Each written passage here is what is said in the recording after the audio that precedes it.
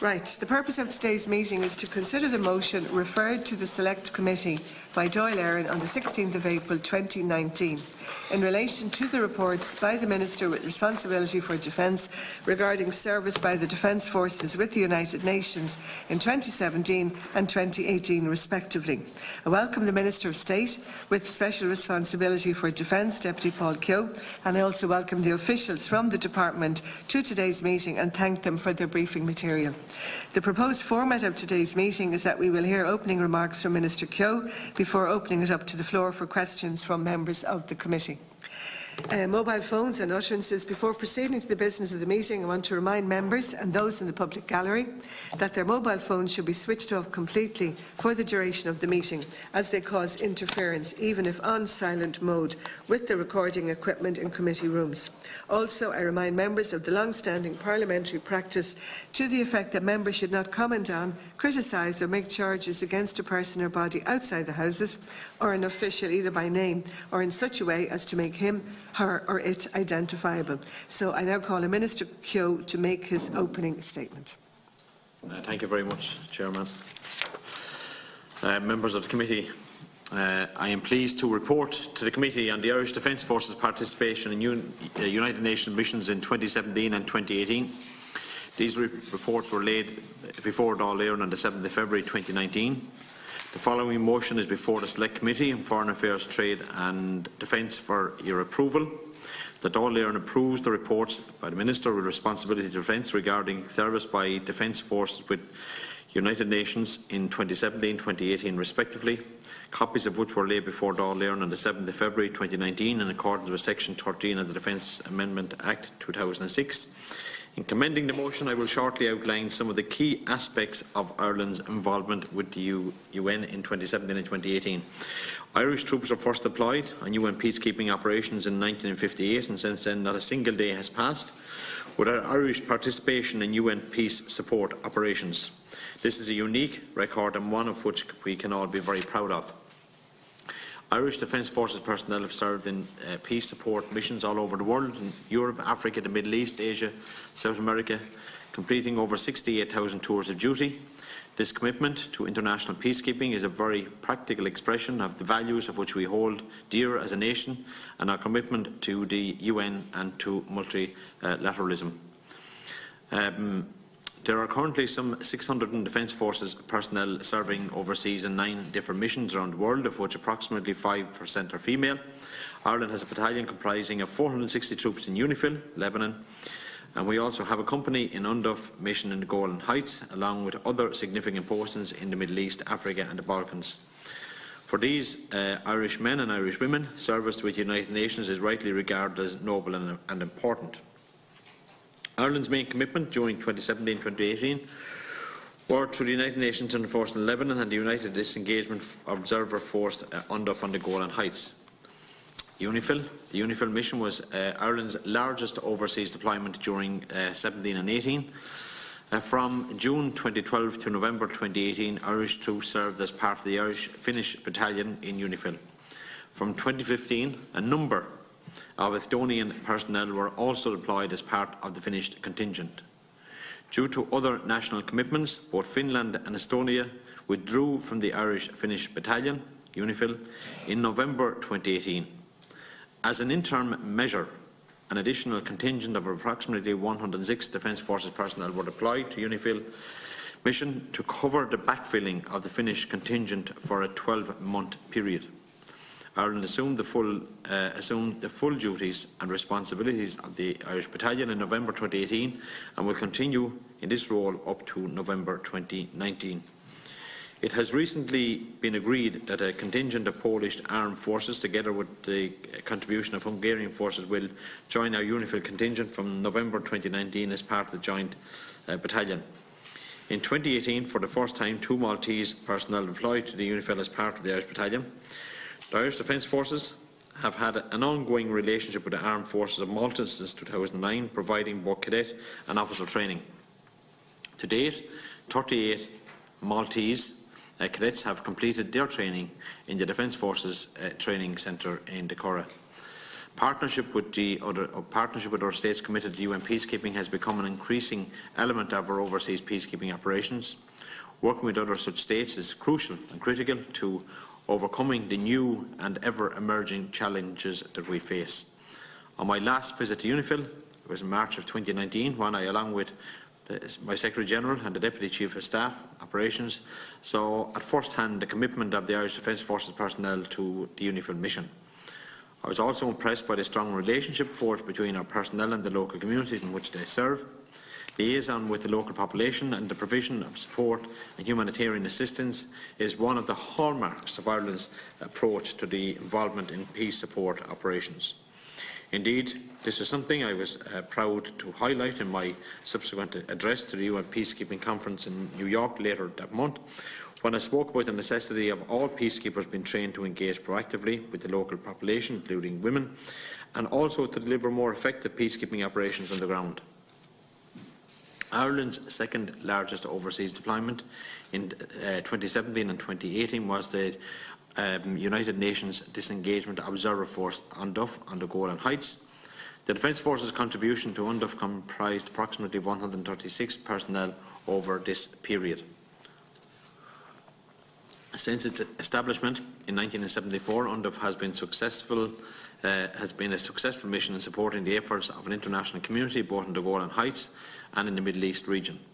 In March 2018, the UNDOF headquarters returned to Confawar on the Syrian side and the area separation, and the then Chief of Staff UNDOF, Colonel Michael Dawson, together with 7 other members of the Defence Forces, moved to headquarters. The main Irish contingent, comprising of the Force Reserve Company of some 130 personnel, completed their relocation to Confawar in September 2018. The security situation in UNDOF's area of operations is continually reviewed by the UN and the Defence Forces. The continued presence of the UN UNDOF mission remains an important element in ensuring stability on the Golan Heights and in the Middle East region, and is supported and welcomed by both Syria and Israel. Ireland continued to contribute military observers and staff of the various United Nations missions, such as the United Nations Truce Supervision Organisation, UNSO, throughout 2017 and 2018. In addition, a small number of Defence Force officers continue to serve in MINUSMA, the UN mission for the referendum in Western Sahara, MONUSCO, and the UN Stabilisation Mission in the Democratic Republic of Congo. The UN has come to increasingly rely on regional organisations, including the African Union, the EU and NATO, to provide forces to implement and support UN Secretary-General Council resolutions. In 2017 and 2018, the Defence Forces were deployed in a number of such UN-mandated missions. EUTM Mali, Ireland has participated in the EU training mission in Mali since the mission was launched in 2013. Currently, 20 Irish Defence Forces personnel are deployed in EUTM Mali, and I was delighted to visit the mission in January along with Taoiseach, my Secretary-General and the Chief of Staff. The objective of this mission is to improve the capacity of the Malian armed forces to maintain security in Mali and restore the authority of the Malian government and the territorial integrity of the Malian state. In July 2017, Government and Dáil approval was secured for the deployment of Irish Naval Service vessel as part of the EU mission Operation Sophia. Participation in Operation Sophia represented the first involvement by the Irish Naval Service in a multilateral security operation under the UN mandate. In February 2018, the Government approved a further Naval Service contribution to Operation Sophia. This involved a total of 2 naval vessels deployed consecutively during the year from April to October 2018. In addition, 5 members of the Defence Forces were deployed to the operation headquarters over the course of 2018. The objectives of the Operation Sophia have not only been to disrupt the activities of smugglers and traffickers, but also to prevent loss of life at sea and to reduce the suffering and exploitation of migrants by countering the challenge in the criminal organisations engaged in such activities. Other UN-mandated missions in which Defence Forces personnel were deployed in 2017-2018 are still serving are the EU-led mission in Bosnia-Herzegovina, EUFOR and the NATO-led international security presence in Kosovo, KFOR. 2018 was a particularly significant year for United Nations peacekeeping. The United Nations celebrated the 17th anniversary of UN peacekeeping operations, and Ireland marked its own significant milestone, a long-standing contributor to UN peacekeeping. In March 2018, my visit to the Irish troops in Lebanon coincided with the official UN commemorations in Nakura to mark the 40th anniversary of the UNIFIL mission establishment. It was an occasion to pay tribute to the tens of thousands of UN peacekeepers who have served together with local communities for peace and security in South Lebanon. Separately, in June 2018, I hosted an official state ceremony in Dublin Castle, attended by President Michael D. Higgins and Taoiseach Leo Varadkar, to mark the 60th anniversary of the Irish involvement in UN peacekeeping operations. The Government was also very proud to mark this significant anniversary internationally when we hosted a ceremony at the UN headquarters in New York in July 2018. This ceremony allowed us to recognise the contribution of the Irish men and women from the Defence Force and Garda Síochána and the wider public's service to international peacekeeping. In addition, in December 2018, the 60th anniversary of Ireland's deployment with the United Nations Truce Supervision Organisation UNSO was marked with a commemorative ceremony held in UNSO headquarters in Jerusalem. Participation in peace support missions comes at a personal cost for individuals who must be away from their families and friends for extended periods of time.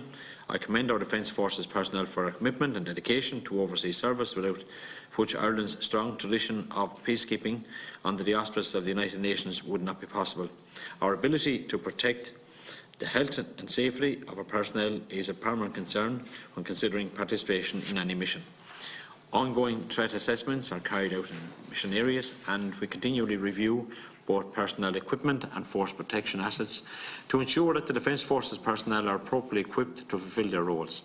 The safety of our peacekeepers is of utmost importance. Ireland's contribution on aggregate to overseas missions of some 1639 personnel, or 18% of the Defence Force strength in 2017, and 1,696 personnel, 19% in 2018, is a very significant contribution to the overall context and strength of our force and the resources available for defence. I wish to assure that the Government is committed to ensuring that the Defence Forces continue to contribute in a meaningful way to overseas operations. I commend the motion to the committee. Right, thank you very much, Minister.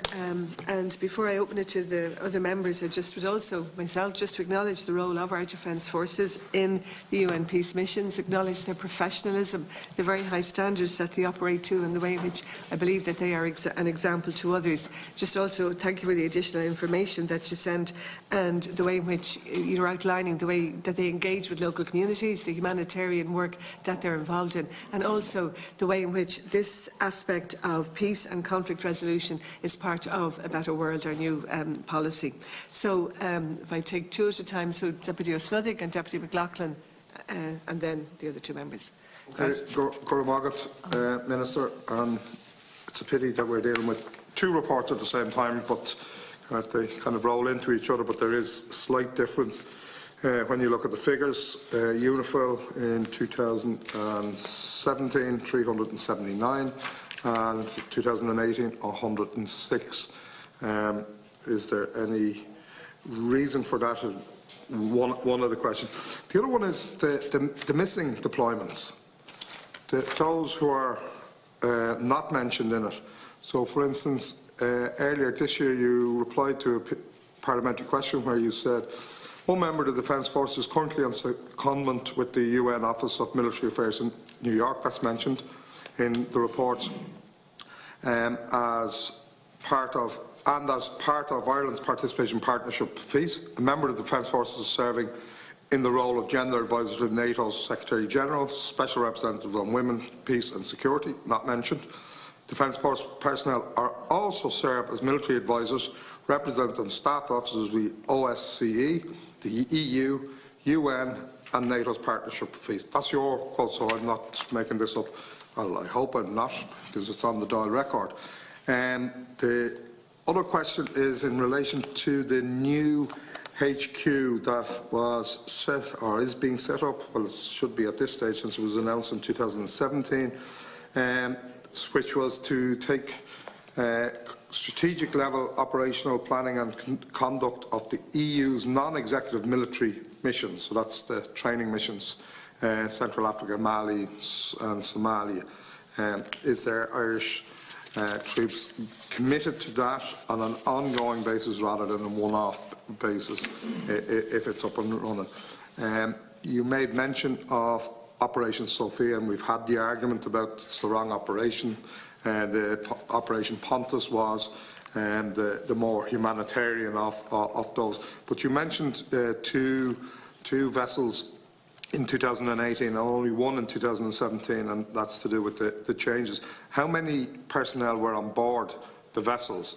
Because in overall terms, we're around the same 600 odd, maybe 620 soldiers or naval personnel overseas on UN duties, and very laudable duties, and bring a lot of respect for the country and the work that they've done over the years. But I'm trying to figure out whether there was more Irish personnel overseas than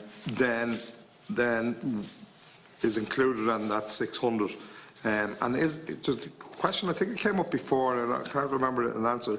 Is there a max amount of the Defence Forces who can be overseas at a given time, given the size of the Defence Forces? I have been told in the past, but I never got any confirmation, that there was a certain percentage which could only reach that at the time. And just one final one is, we've seen the chaos in terms of the changes of personnel, one deployment or one detachment coming back and another going into Syria.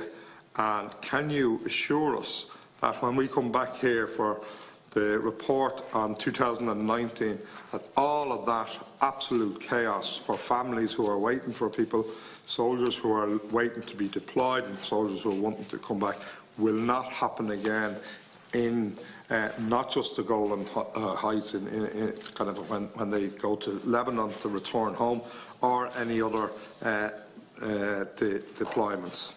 Thank you. Deputy McLoughlin. I'd just like, first of all, to welcome the Minister and his people here.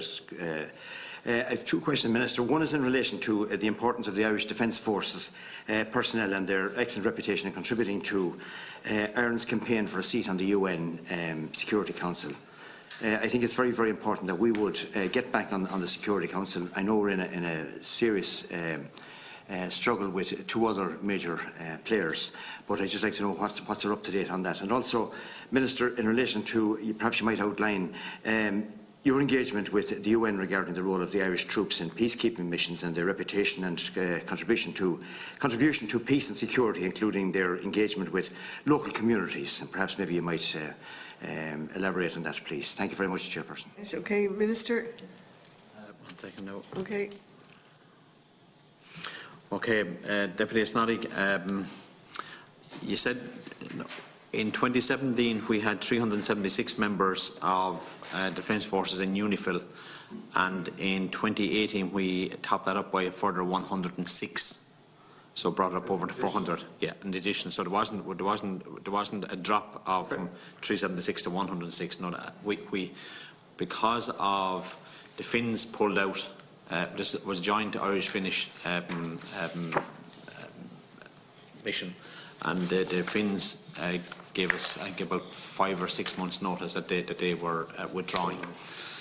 So at the time, I spoke to my department and to the Chief of Staff and to DCOS operations as to what were our what's in the situation, what can we do? So we decided at the time that we would increase the battalion, increase our personnel by a further 106 for 1 year only, from November 2018 to November 2019. And that time frame gave us an opportunity to go and seek a partner. So the officials in my own department along spoke to a number of countries. We spoke to the Czechs. We had a long conversation. We thought they would have been, we would have had them over the line, but unfortunately it didn't happen. So we spoke to the Poles, and the Poles, Polish Armed Forces and their Department of Defence. I spoke to their minister on 2 occasions. My officials met with their officials, so they are joining. They are joining the Irish personnel in November of this year. We've also a number of Maltese officers who we would have trained in the cadet school in the Curra training, centre in the Curra. They are a part of the Irish personnel. So we will reduce our numbers by a little over 100 in November of this year. You asked about how many personnel are on the ships when they are in approximately 50. I can't give you, but in around 50, I would think. Could be plus or minus 2 or 3, but approximately 50 each. 50 each, yeah, and that would be from officers and enlisted the whole right through.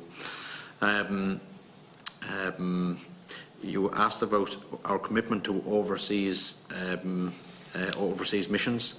In the White Paper on Defence 2015, it states that we would have up to 850 personnel on overseas peacekeeping missions.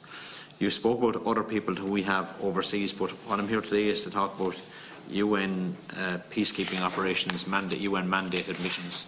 We have, of course, we have other personnel overseas in other very smaller missions, 1 or 2 officers. We have a number of people in Brussels, and that has always been the case. You spoke about the planned rotations of deployments to and from UNDOF, specifically for us time in October 2018, where there was a delay of personnel coming home, and also a very short delay in April 2019. And of course, I'm very much aware that personnel and their families are very much looking forward to getting home on the scheduled dates, and these delays are regretful on my own behalf and the Department and the Defence Forces. But there's nothing. This is totally out of our control. This is handled by the United Nations. In recognition for the long delay in October 2018, I decided that we would give them an ex gratia payment of €1,000 because there was a delay for I think it could have been a little over a week or a week and a half, 10 days, maybe a little more, and but the delay in April of this year was only for a number of days. But there's a lot of moving parts to when flights are being organised. It's not just you book a flight and everything's okay, because you are in probably a very difficult part of the Middle East, and there's political pressures, and there's borders crossings, and there's a number of things happening. And like I've spoken to the Chief of Staff on this, and I said, I don't believe that we should be saying yes, they are going to be home on the 1st of June or whatever. We have to get latitude here and saying, look, we expect them home on the 1st of June, but there might be a delay of, it could be 2 or 3 or 4 days. But this is absolutely, totally out of our control. But I can absolutely assure you, Deputy, that in the last delay that happened in April of this year, my officials in my own department, the members of the Defence Forces, I had the UN ambassador, Irish ambassador, Geraldine Byrne-Nason. We were absolutely working around the clock trying to get these personnel home, back to their families, and I can understand the frustrations that people have. You spoke about EUTM Mali. We have been participating in EUTM Mali since the start of that 2013, I think is the date, and we have participated in that mission. McLoughlin's questions. Sorry, Tony. Sorry. Yes, the UN, Ireland is going for a seat on the UN Security Council. That campaign was launched in 2018. Members of the Defence Forces, the Chief of Staff, the Secretary General of my own department, I'm not sure if the Secretary General was present at that, but I think he was. Were there for the launch of that campaign, along with the Taoiseach and Tánaiste and Minister of Foreign Affairs Simon Coveney. And I have had many bilaterals over the last number of months, and any opportunity I've had to go to New York, meeting different countries, at the UN Peacekeepers Conference in Canada, and also in the UN Peacekeepers Conference in New York of this year. I would say I had up to 25-30 bilaterals with a range of countries. One thing as Minister that have responsibility over the Defence Forces is to be able to talk about the great work that members of the Irish Defence Forces do overseas, and that is very much recognised. As I said in my own opening statement, Deputy, that we are one country who have committed to Blue Hat missions ever since the day of the United Nations and the UN mission started. And Lebanon, UNIFIL has been one of our biggest troop contributing missions from an Irish point of view, and that is very much recognised, not across Europe but right across the world, and people do really appreciate what a small country like Ireland can do.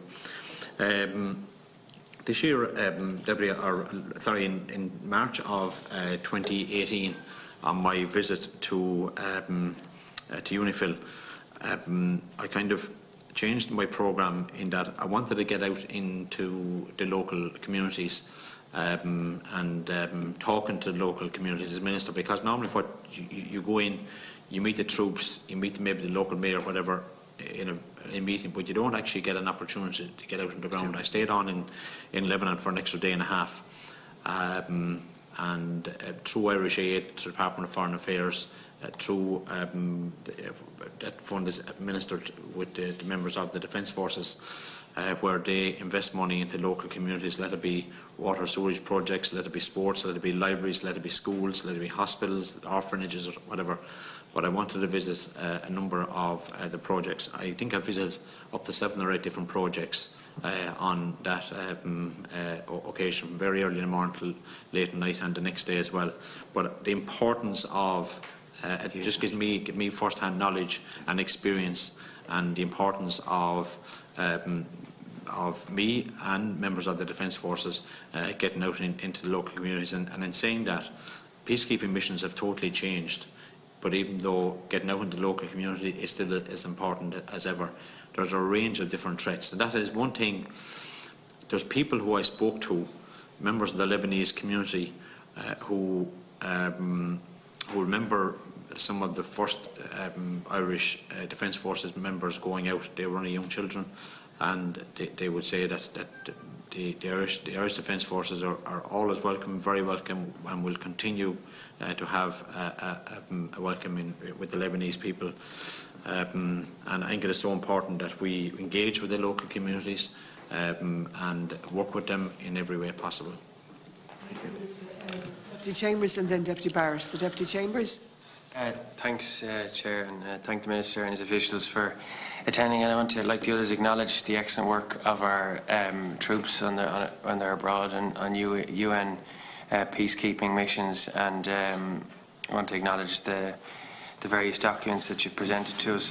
Minister, on the point of Vice Admiral Mellett outlined his concerns about the difficulty in filling positions on some of these UN mandated missions.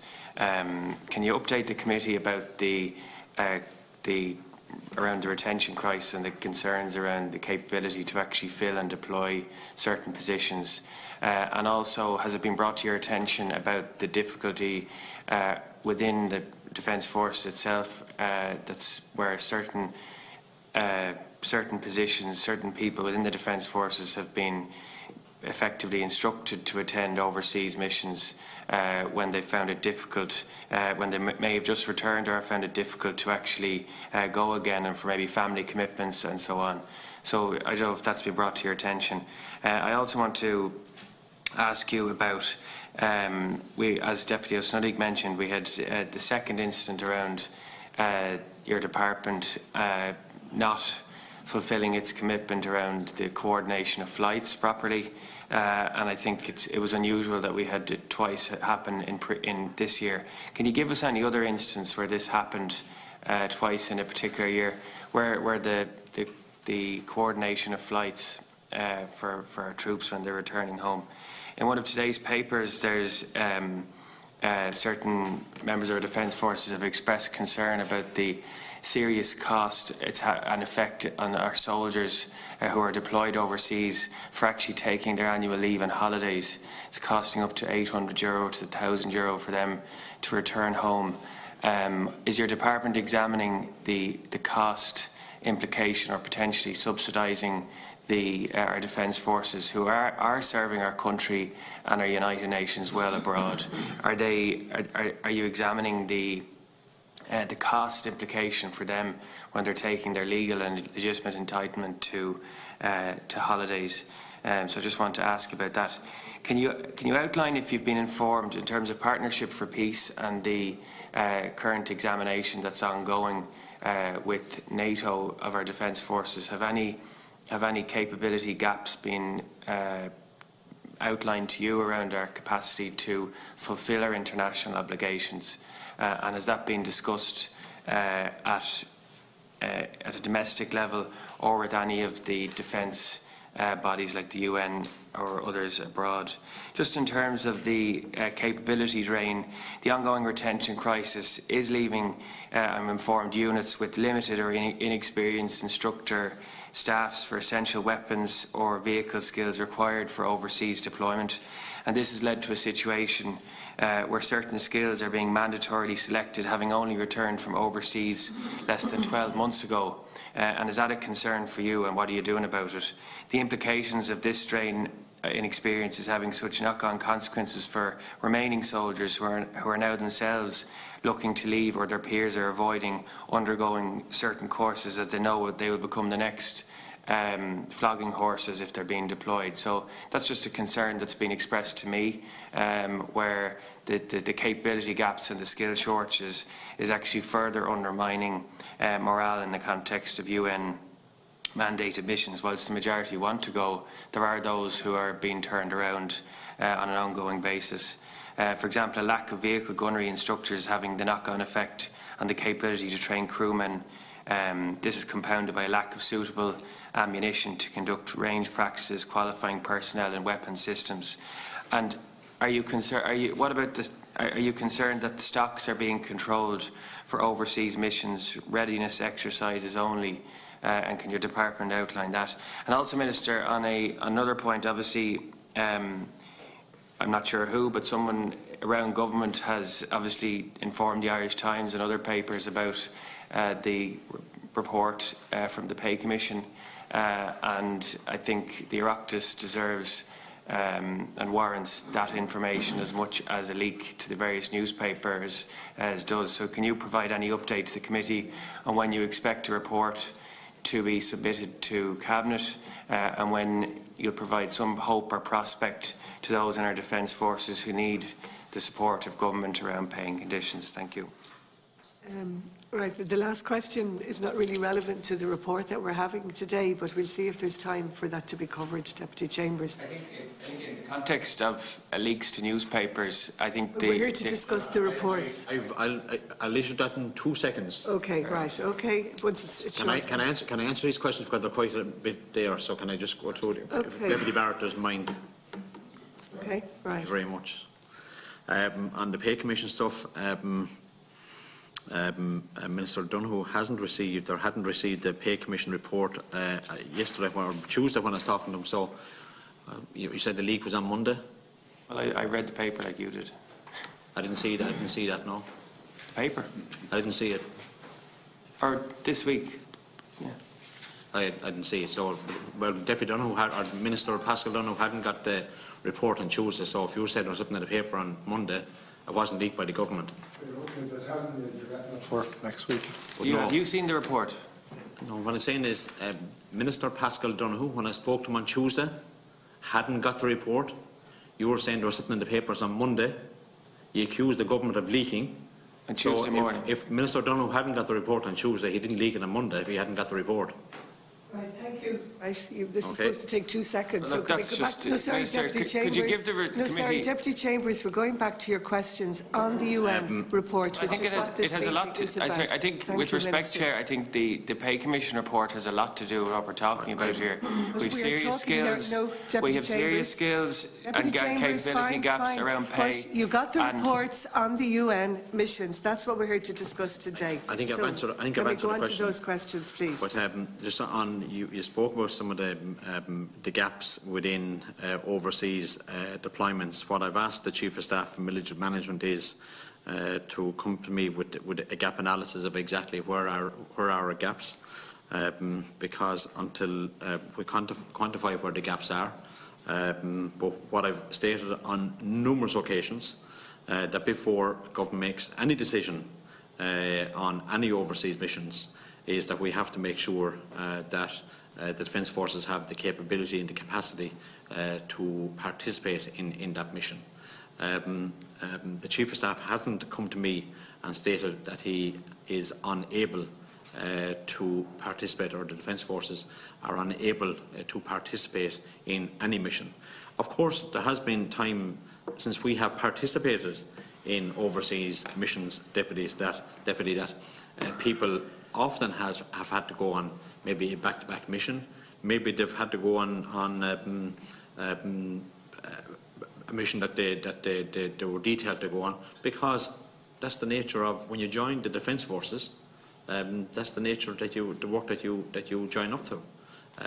But if there's, I've known of cases where someone has been asked to go on a mission that for some particular reason, it could be a personal reason, that they are unable to go. Well, then they have been accommodated as well. But the Defence Forces, military management have not come to me and said to me, we are unable to participate in mission X because of. That has not been stated to me. And the other thing is that when the Finns pulled out of UNIFIL,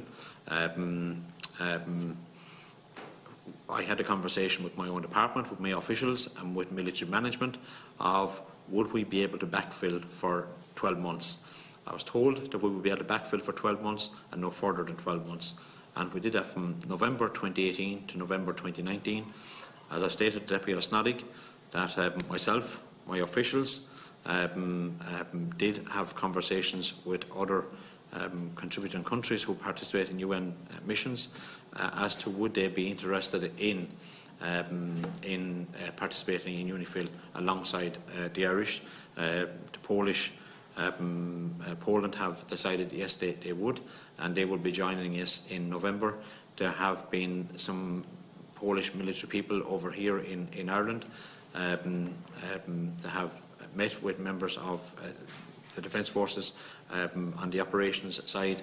My officials have spoken to the Polish people regarding on the civil side as well. So we will continue that conversation, and all going well, they will join us in November of this year. You spoke about filling our international obligation, the capability. Absolutely, we are able to fill our international obligations. It's like going back to answering the question that, like, if we are unable, I want to know, if we are unable to participate in a mission, well, then it is up to military management to inform me of that. And what I do not want is that we are participating in a mission that we haven't either got if they haven't got the resources, I want to know about it, or if we haven't got the personnel, I want to know about it. Because then we won't go. It's as simple as, I'm not going to put any member or any of the Irish personnel into harm's way, into danger, if we haven't got the capability, if we haven't got the capacity, and if we haven't got the personnel to carry out in that mission. Like, you know, I've stated on numerous occasions that I have challenges in around retention. Absolutely. We're going through probably where we've almost full employment, and go back since God was a boy, that has always been the case. When you are at full employment, recruitment and retention has always been an issue with Defence Forces. That is the same with my own, speak to my own European colleagues, and they have stated the very same issue to me in around recruitment and retention and issues of holding on to personnel. It is a huge, huge challenge for them, because there are so many other opportunities. And if anybody here, and I have put out this on numerous occasions as well, if anyone have a way of attracting young people into the Defence Forces, it's very easy to say it's about pay. Pay is part of it. But young people have so many opportunities now in life. Like, the Defence Forces is not as attractive as what it was 10, 15, 20, 30 years ago. That's the nature of life we're going through, and hopefully that will change over time. In around, can I absolutely confirm or say that we will have no delay in return of flights? No, I can't. I'm going to be honest with you. No, I cannot. But what I have spoken to the Chief of Staff on this is that we do not put a definitive date as to when we were previously. We said we are returning on the 1st of whatever month. I don't want to say that we're returning on the 1st of the month, we don't come back till the 7th and the 8th. I would rather say we're going to return in or around a specific date. And then we have everything absolutely fully confirmed, and they can say yes. But unfortunately, on the most recent rotation, or was the one previous to that, we were all, the personnel were ready to leave the camp, and next time they're told there has been an issue regarding border crossings or some other reason. That's the way. And I can absolutely assure you, my officials, the officials, the UN Ambassador Geraldine Byrne-Nason, I spoke to and was in contact with the Lebanese Minister of Defence, I know the Department of Foreign Affairs. Everybody, this is something we don't want to see happening. We want to sort these issues out. We want people to get back. We understand the frustrations of people being stranded over there, expected to get back. We understand the families over here who expect it. But I have to say, families phone me with an understanding as well, saying that, and contacted me directly. I spoke to families directly. Once you explain to them, they fully understood the situation. Absolutely fully understood the situation. They understand the nature of the game that we're in. And when you join the Defence Forces, you're not going into some ordinary life, 9-to-5 job, or it's not just going from A to B and you're going at this time and come back at that time. Unfortunately, life doesn't work with that in any army, in any Defence Forces, anywhere in the world. That's the way it is. And since we did return to Camp 4, it has complicated the rotation process due to the fact that personnel have now to transit through both Syria and Lebanon. And I think people would accept that you're dealing with two very difficult part of the world in the Middle East, and people crossing borders and getting flight landings and everything like that. That's the way it is. Regarding instructors in the Defence Forces, yes, we have challenges in around instructors in Defence Forces, absolutely. I've noted that, and we're trying to address that problem through the gap analysis. But let me say, I do not want us saying that we were able to do A, B, C and D and E. If we're not able to do it, say it. Let it be A to the civil power, A to the civil authority, or whatever it is. We will continue to do what we are able to do. And the most important thing in members of the Defence Forces or military management asking members of the Defence Forces to do a particular job is the safety of the personnel. And that is paramount to me, as paramount to the department, and as paramount to military management as well. And we participate in what we're able to do. And don't participate in something that we're not able to do. And don't come back and say that because well, now the government has said we have to go here. The government doesn't say you have to go here. The government will only say, can we carry out that mission? Can we do this? If we can't do it, I want to know about it. You said that people are being flogged to go overseas. I'm not sure if that's what you said, or flogging a horse to go overseas, like that. There's no one being flogged. There's no one being. There's people absolutely are being. People volunteer to go overseas, but then there are people who are detailed to go overseas. Absolutely, that is happening, well, I want to address that issue. But if there's some specific issue as to why they can't go overseas, well, then of course there's reasons there as well. Was there anything else? There was the holidays one. Oh yeah, the annual. Oh, yeah, sorry. I didn't see that report in the papers. But you're saying members of the Defence Forces. Yeah, do you want to explain if you want? They paid their. They're finding the cost of taking their annual leave when they are in a mission very difficult, or in certain circumstances. Now, Oh, yeah, there is sorry. compassionate circumstances, but is there a consideration perhaps of a subsidy for them to allow them to take their annual leave with their family? No, but maybe, I'm not sure if the reporter should have stated or should have asked the question. I'm only I asking. understand that. But see, this is what annoys me about reporters. They only take one side. If they had to come back and checked, did they receive the overseas duty while they're home on leave for the 3 weeks? Yes, they do. So these people, and I'm not being flippant in this, right? So members of the Irish Defence Forces take 3 weeks leave.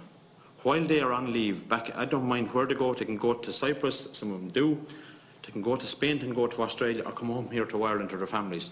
But while they are on leave, they are still continuing to receive the overseas duty allowance, daily allowance that they get, even though they're not there, okay? Which is right and proper. But they're on leave. That's the way it is. Some people choose to come home. Some people go to Cyprus. Some people go to other destinations. But I didn't see the article, so maybe they should have stated that in the article as well, that they do continue, or whoever gave it to the paper, and maybe they should have given the full story, that they do receive the full overseas duty allowance while at home. There was one other question about the Partnership for Peace analysis, and has been any gaps identified there? Is it okay? The analysis is part of Partnership for Peace. There's obviously, as you know, an ongoing examination of our current capability through the Partnership for Peace and NATO. No. There is. You're not aware of it? I'll come back to you on it. Okay, thank you. Deputy Barrett. Thank you.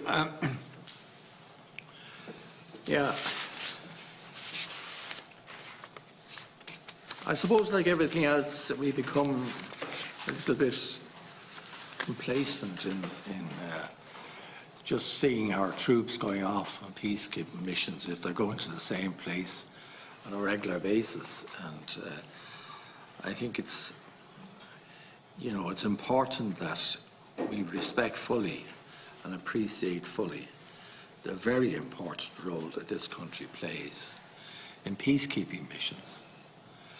And for that reason, I want to ask the Minister, we seem to be sort of turning over the same missions for a number of years. I was Minister back some years ago, and we were doing the same thing as we're doing now, more or less.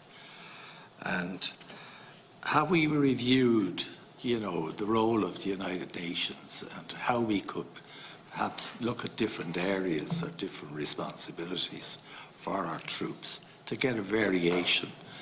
Like, it becomes rather monotonous to see another 600 going off to the same place on an ongoing basis, and I'm sure there are many, many other missions that we could look at in terms of fulfilling our duty as peacekeepers and so on. So, whether it's 600 or 700 or whatever number of hundreds that we send annually, I think it's important that we stand back for a while, and I'm asking, therefore, that maybe the Minister would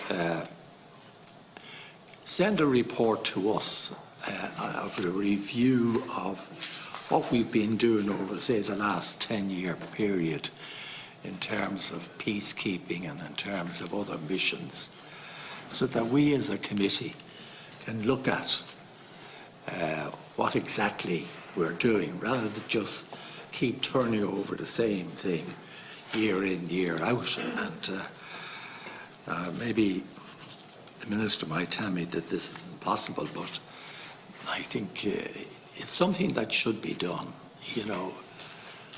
familiarity breeds contempt, is a famous saying, and if you keep doing the same thing, you know, it's just another mission to the same place to do the same thing. And, I'm sure there are plenty of other areas in the world where our expertise in peacekeeping and peacemaking could be very valuably used. And I'm asking, therefore, if we could have, as a committee, a review of all our activities and why we're going to the same place as we've done for the last 20 years, or whatever it may be.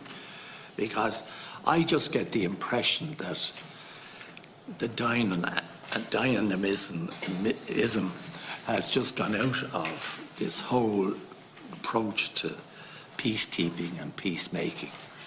So maybe the Minister could tell me, am I dreaming, or is it possible that we take an overall look at all of the operations and perhaps spend some time as a committee with him, just reviewing and learning and perhaps making suggestions as to what other areas we could consider, rather than just repeat the same thing year in, year out. So I'm asking you, Minister, if my ideas or my suggestions are practical or not. Thanks. And if I could just come in, because I have a couple of practical questions following on from that. For example, Western Sahara. The idea we were there to be part of the infrastructure for the referendum, but there doesn't appear to be any sign of that referendum coming. So, again, you know, why are we staying there? And I see there's a reference with Bosnia-Herzegovina that there's a plan to phase out the position of the peacekeeping troops there. And I'm just wondering, is the same plan for Kosovo as well? So in that case, that might free our troops for what Deputy Barrett has been talking about. So if you take those, and then I'll come back to Deputy O'Sullivan. We're hoping that the referendum will happen. I think it would be like, if we pulled out of the Western Sahara, like, I think it would give a very bad, you know, have we given up on democracy happening or whatever? So my own personal opinion on this, like, you know, we should remain there. How confident are you that it's coming? I wish I was more confident, put it that way, but it's more a point that for the Department of Foreign Affairs, maybe. Chairperson, to reply to that. We have a very small number of people in Kosovo, and we have reduced our numbers there significantly over the last while, but we are still committed to the mission. Just on Deputy Barrett's question, I have no better in giving a review of, for the last 15-20 years, of our missions we have participated in, the numbers we have sent, and the reasons why, and everything like that. So just in the last number, just off the top of my head, right, we have participated in Liberia, Chad, Ethiopia, the Golan Heights, Kosovo, and UNIFIL have been our main missions that we have participated in. In 2011-2012, we had pulled out of UNIFIL. We committed ourselves to Chad at the time, and in 2011-2012 we went back into the UNIFIL mission area in Lebanon. In 2013 we participated, UNDOF, participated in UNDOF, and we have been there since returning to CONFOR in the last number of months. Of course, we keep all missions under constant review as to where we can or cannot participate in, and like I agree that, maybe it's not good that we continue to stay in one mission area. We have participated in UNIFIL 11 for a long number of years. Since the day of that mission started, we have had somebody participating in that. Even though when we pulled out, we had a number of people in the headquarters at the time, in the headquarters in Nakura at the time. But I will absolutely get a report compiled for you and a review of our peacekeeping missions and submit it here to the committee. And you're dead right in saying this is about peacekeeping and peacemaking, absolutely. And I, as Minister, have absolute fully respect the work of the Defence Forces and appreciate the work of the Defence Forces. And Deputy, I've been absolutely honoured to help Ireland get a seat on the UN Security Council over the last 12 months.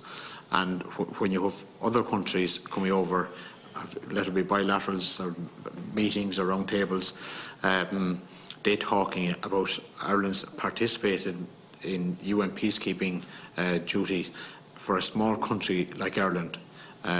It's a tiny dot on the map, and the footprint that we are able to put on the world is absolutely amazing when you speak to other countries. But to say that we do keep all missions under constant review, where we can participate in new missions we can participate in, because it's important for our personnel, that we challenge our personnel as well into different mission areas, and we don't, I'm not saying that we'll ever become complacent in participating in any mission, but it is good to change, and that was one of the reasons why we participated in Chad.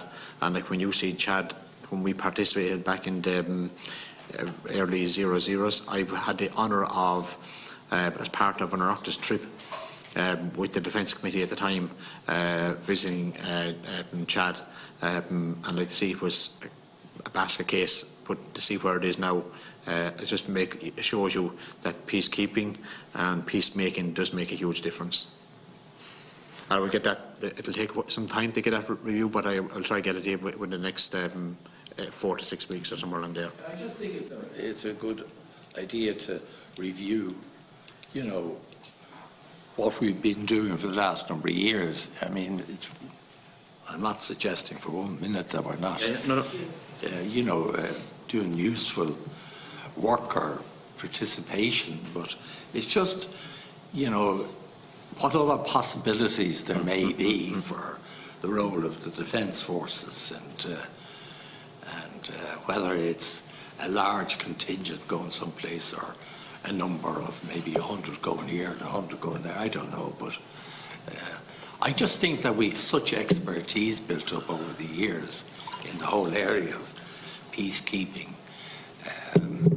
that it's a great resource that we should protect and use very carefully. And, you know, if there are other opportunities, maybe we could review that. Yeah. Thank you. Deputy Snoddy. Yeah, just there's a number of questions just arise from some of the answers I got earlier. One, kind of the Minister mentioned the White Paper 2015, up to 850 of the Defence Forces could be overseas at a given time. And then when you look at the speech by the Minister, there's an aggregate on overseas missions of some 1,639 personnel. I presume that's rotations and shorter journeys. And it's not a criticism. Just, I know there is. We've had the debate here about the numbers within the Defence Forces. Is there a difficulty of ensuring that we do contribute as close to the maximum as possible? Because it is a laudable part of Ireland's Defence Forces that there is a desire for many of the ones that I've met to go on UN missions overseas, and I think that should continue. A follow-up question is you mentioned, and you corrected what I had said earlier about the 106 UNIFIL troops, and it was great that we were in a position to kind of fill in the gap when the Finns pulled out. With that 106 basically not being required as of November, when the Poles will take over that position, with also the 100 possibly being freed up from Operation Sophia, if that's not continuing, and then the shortfall of 230, that suggests that there's 436 available, if you want, after 850 that we could have overseas available for UN duties. Is there a demand by the UN for other missions? What are we looking at? What are the demands? Just so that we have some idea where Irish soldiers may be sent and even the Navy, because I think that was laudable when it was Operation Pontus. And because I know earlier this year there was talk of the Ranger Wing being sent to Mali, for instance, and I know the government said at the time that they were considering it. That's not a blue-hatted mission. That's a training mission, and it is one of the ones that I've been very critical of. That is, originally there were 7, I think, sent to Mali, and then it went to 10, and is now 20. But we've never had the assent of the Dáil, despite the triple lock, for a mission in Mali. The triple lock is supposed to be once there's 12 members of the Defence Forces on operations. There's supposed to be a debate in the Dáil to give its, and that was the commitment that was given when we had that debate, when the Irish people changed their mind on the Lisbon Treaty. Or the Nice Treaty, whichever one. I can't remember. There's so many treaties. But just, can we have that debate? Kind of, we need it anyway because there's 20 there at the moment. But if there's any move to sending troops on missions, and especially the Mali mission, which is dubious in itself, can we have that debate on the 20 that's there already, even though they are only training, but they are on a mission, a UN mission overseas? The Chambers, for your final question. Thanks, Chair.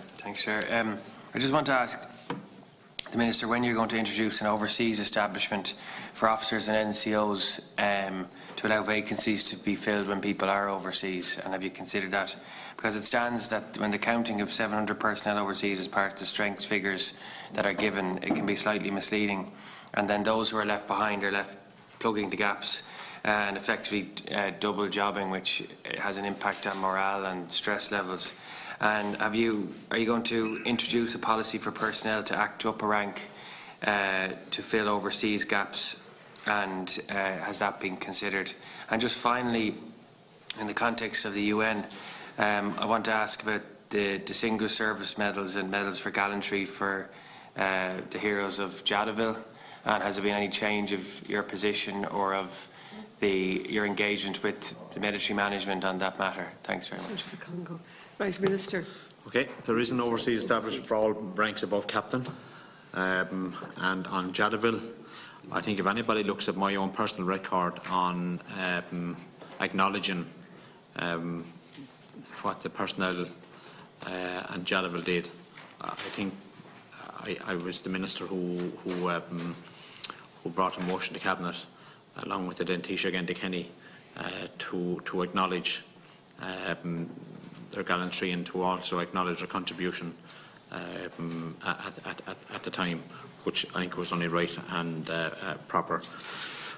Going back to Deputy O'Snodig, so you're talking about over 1,000 people go back. So like another, each mission is 6 months. So if it's whatever 300 or 400 in double the number straight away, and then an UNDOF then is the other the other say UNDOF is the very same, so it doubles the numbers for in any 12-month period. One of the reasons why I was happy that the Defence Forces were able to participate, are able to backfill of the 106 troops, well, it's a retention thing as well. That people do join the Defence Forces. One thing they want to do is get overseas, but in saying all that, we have to have the safety of our personnel is paramount to me, to the department, and to military management, is to make sure. But of course, people want to get overseas, and we try to get them overseas as early as possible. It's not always possible, but the same with Operation Sophia. I'm not saying that we're not going to participate in other naval missions. It's something that I will continue to consider going forward, just because we're not participating in Operation Sophia, or because Operation Sophia has changed. We normally, and has been to date, that we only participate in 2 big missions at any one time, because the amount of work in preparedness, in mission readiness, and everything like that, it is absolutely huge. and it just doesn't involve the personnel going overseas. It involves a huge amount of other people as well, and our assets within the Defence Forces. So if we were participating in 3 or 4 different missions, it just wouldn't be like I wouldn't be satisfied. So I prefer that we continue with the 2, whatever 2 that may be, but that we actually go fully trained, that we have the capability and capacity to perform our duties. EUTM as a training mission does not require Dáil approval under the 2006 Act. But you mentioned MINUSMA. Absolutely, it is under active consideration at the moment, and I will be bringing a motion to the Dáil if we do decide to participate in MINUSMA, and that will be an opportunity then for all members of the House to vote on that, and it will only be with a government and Dáil approval that we will participate in that mission. That would suggest that you wouldn't be either in the Golan Heights or in Lebanon. Well, no. What I'm saying is, it would only be a very small number of people that we would be sending to MINUSMA if we are going to participate in that mission. But it wouldn't be. We're not going to be going into hundreds or anything like that. I can absolutely state that here.